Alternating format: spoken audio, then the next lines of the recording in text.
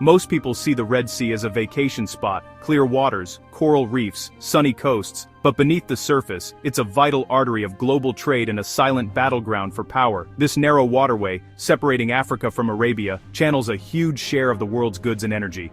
When the Red Sea flows freely, the global economy thrives. When it's threatened, the world feels it.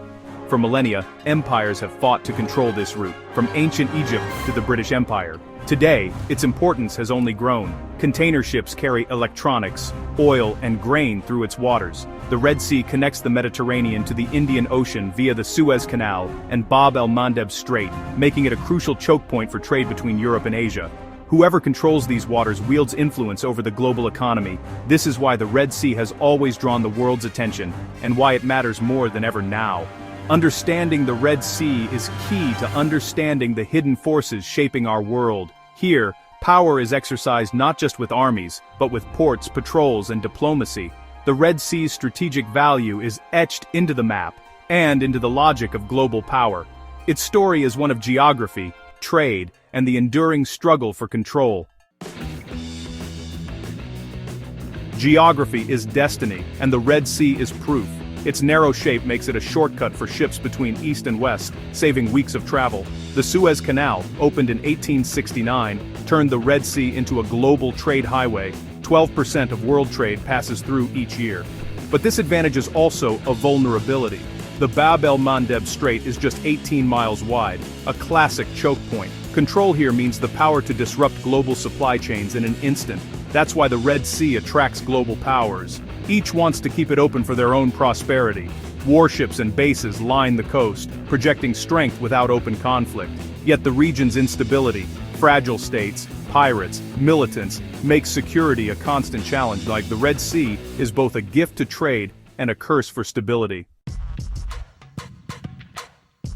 In the modern era, the contest for the Red Sea is rarely fought with armies. Instead, powers compete quietly, through bases, port deals, and alliances. China's first overseas base in Djibouti signals its arrival as a regional force, protecting its shipping lanes. The US and Europe maintain their own bases and patrols, officially to fight piracy, but also to secure their interests. These military presences are chess pieces, exerting influence without firing a shot, but the struggle extends beyond the military. Control of ports, like Berbera in Somaliland, brings economic and strategic leverage. Port politics is the new frontier.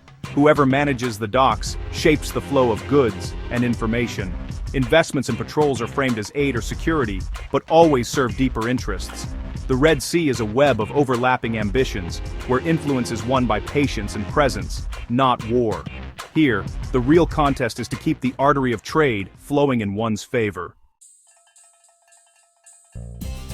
Who secures the Red Sea?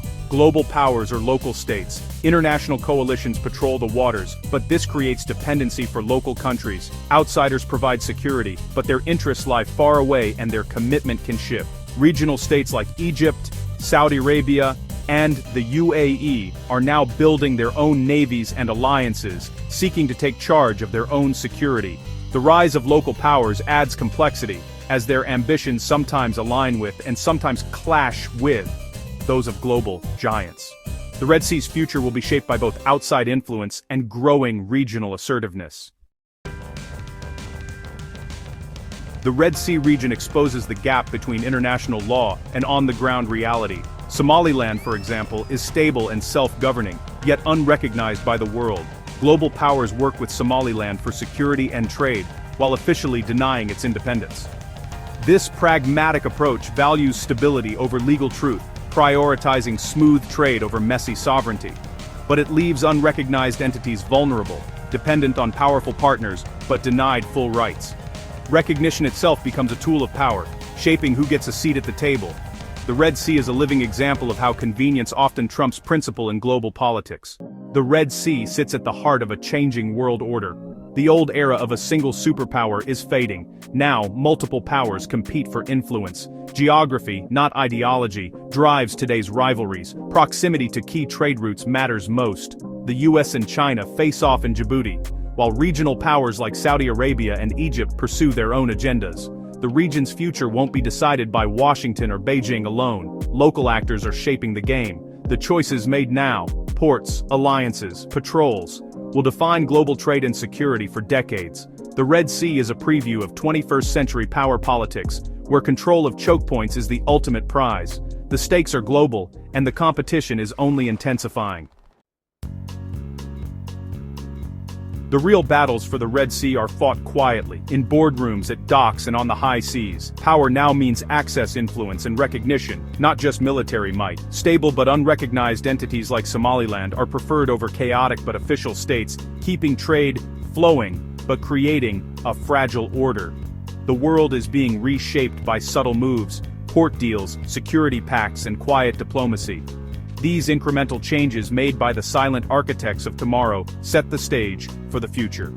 By the time the world notices, the balance of power has already shifted. The Red Sea's story is a warning.